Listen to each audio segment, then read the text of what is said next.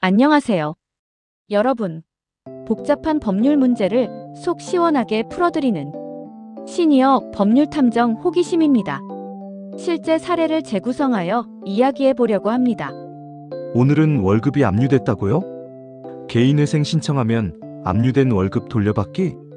개인회생에 이것만 알면 됩니다. 채무자 회생법 완벽 정리해드릴게요.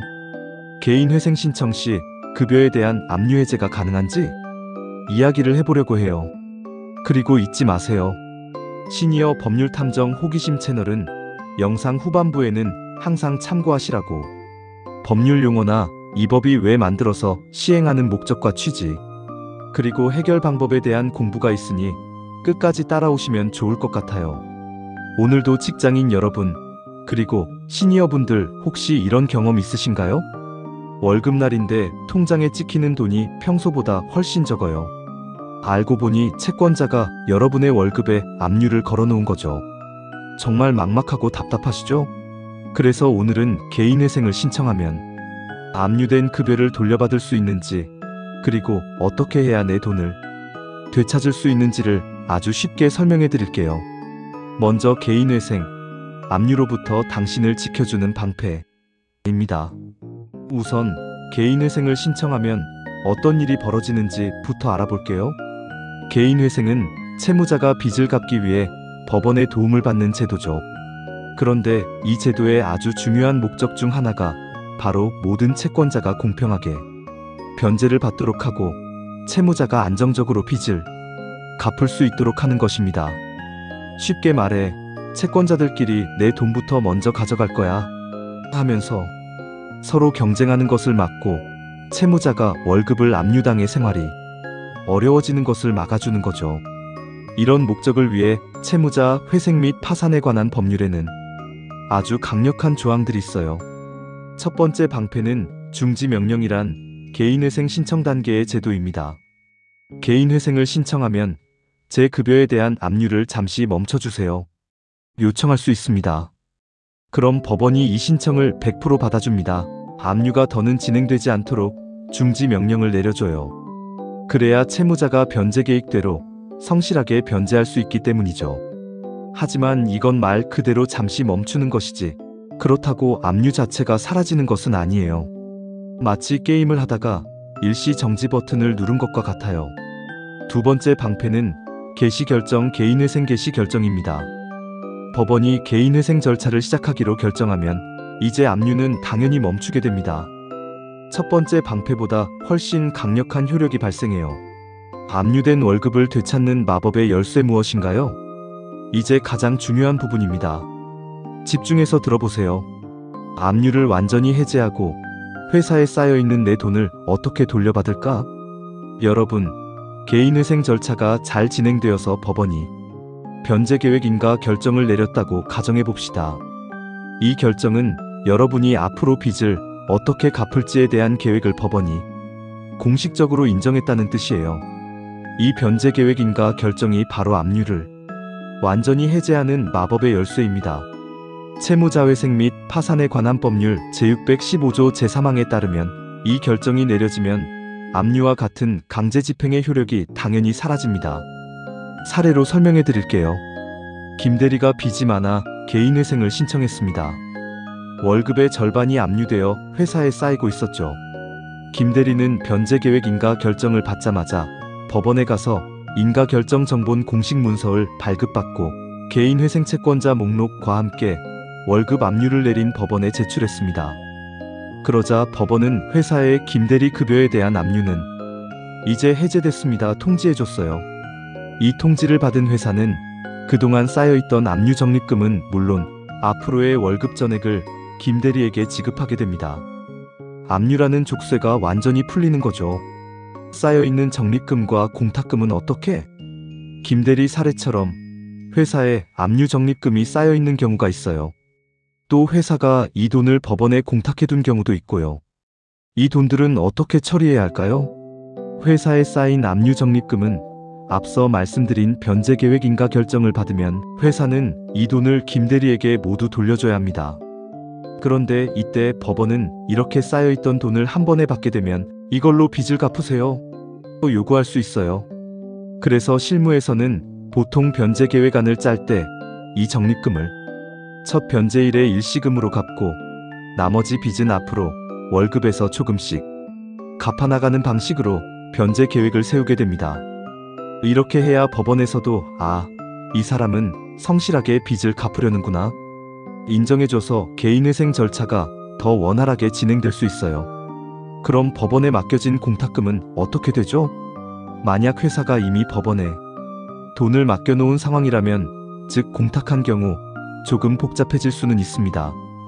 하지만 걱정 마세요. 앞서 말씀드린 변제계획인가 결정 정본을 법원에 제출하면 법원은 추가 배당 기일이라는 절차를 통해 그 돈을 모두 채무자에게 돌려주게 됩니다. 다만 이 절차가 몇 달 정도 걸릴 수 있어요. 만약 공탁금으로 첫 변제금을 내야 하는 상황이라면 변제 계획에 차질이 생기지 않도록 미리미리 확인하는 것이 중요합니다. 그럼 언제부터 빚을 갚기 시작해야 할까요? 마지막으로 월급이 압류된 상황에서 언제부터 빚을 갚기 시작해야 할까요? 원래는 개인회생을 신청하고 60일에서 90일 이내에 첫 변제금을 내는 것이 일반적이에요. 그러나 법원의 업무에 따라 변동될 수 있다는 점 감안하시면 좋을 것 같아요. 하지만 월급이 압류되어 돈을 모을 수 없는 상황에서는 현실적으로 변제가 불가능하죠. 그래서 이런 경우에는 변제 계획을 세울 때 변제 계획인가 결정이 내려진 후 처음으로 돌아오는 월급날부터 빚을 갚기 시작하겠다고 변제 계획을 정할 수 있습니다. 법원도 이런 특별한 사정을 고려해 줄 거예요. 걱정하지 마세요. 오늘은 개인회생 신청 시 압류된 급여를 해제하고 쌓여있는 돈을 되찾는 방법에 대해 알아봤습니다. 개인회생은 단순히 빚을 탕감받는 제도가 아니라 여러분이 다시 경제적으로 일어설 수 있도록 도와주는 희망의 제도라는 점을 꼭 기억해 주세요. 그럼 이 법에 대한 공부를 조금만 하고 가시죠.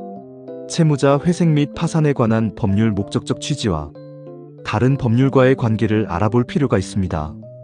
이 법은 2004년 3월 24일 제정되었고 2006년 4월 1일부터 시행되었습니다. 기존의 법률들의 문제점이 많았거든요.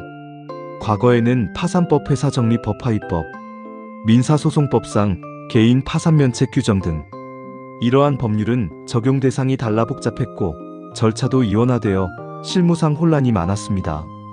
이 법은 기존의 제도를 하나로 묶어 개인뿐만 아니라 기업 모두에게 일관된 회생과 청산 절차를 제공하기 위해 만들어졌습니다. 앞서 말씀드린 이 법은 단순한 빚 탕감 제도가 아니라 인생을 다시 설계할 기회를 주는 법입니다. 예를 들어볼게요.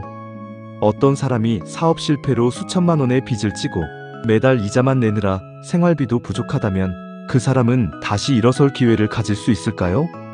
과거엔 대부분 신용불량자로 낙인 찍히고 회복의 기회를 갖기 어려웠죠. 그래서 등장한 것이 바로 이 법입니다.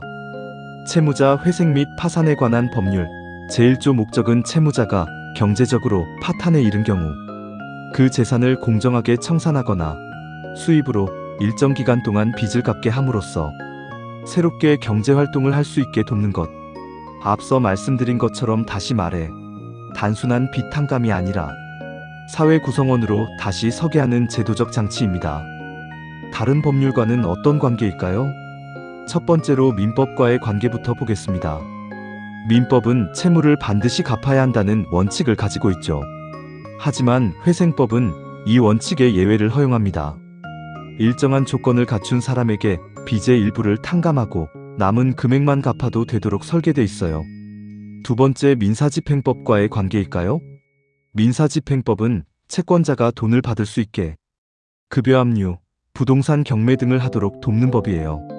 그런데 회생 절차가 개시되면 이 민사집행이 자동으로 멈춰집니다. 즉, 민사집행법보다 우선 적용되는 특수한 법인 거죠. 그럼 왜 특별법이 따로 필요했을까요? 단순히 채무를 없애주자는 게 아니라 개인과 기업의 경제적 재기를 도와 결국 사회 전체가 무너지지 않게 하는 게 목적입니다. 예전엔 각종 절차가 민법, 민사집행법, 회사정리법 등 여러 법에 흩어져 있었는데요.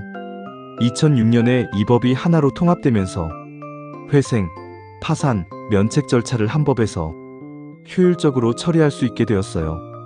본 영상을 보시는 분 중에 이런 분도 계실 수 있겠지만 빚은 죄가 아닙니다. 오히려 그 상황에서 다시 일어설 수 있도록 도와주는 게 법의 역할이죠. 이 법이 존재하는 이유는 당신은 다시 시작할 수 있다는 사회의 약속입니다. 회생 파산이 궁금하셨던 분들께 조금이나마 희망이 되었길 바랍니다. 본 영상의 내용은 채무자 회생 및 파산에 관한 법률 및 개인회생 사건 처리 지침 등 관련 법규와 법원 실무를 토대로 작성된 것입니다. 오늘 영상이 어떠셨는지요? 이상 시니어 법률탐정 호기심 채널이었습니다. 이 영상이 도움이 되셨다면 좋아요와 구독, 그리고 알림 설정 잊지 마세요. 다음에도 더 좋은 유익한 법률 정보로 돌아올게요. 그리고 궁금한 점 있으시면 댓글로 남겨주시면 열심히 찾아보고 성실히 답변 드리겠습니다. 그리고 꼭 잊지 마세요. 사례에 대한 답변은 법령이나 판례 등의 변경으로 내용이 바뀔 수 있으므로 구체적인 사안에 대해서는 반드시 대한법률구조공단 국번 없이 132번으로 다시 확인하시기 바랍니다. 끝까지 시청해주셔서 감사합니다.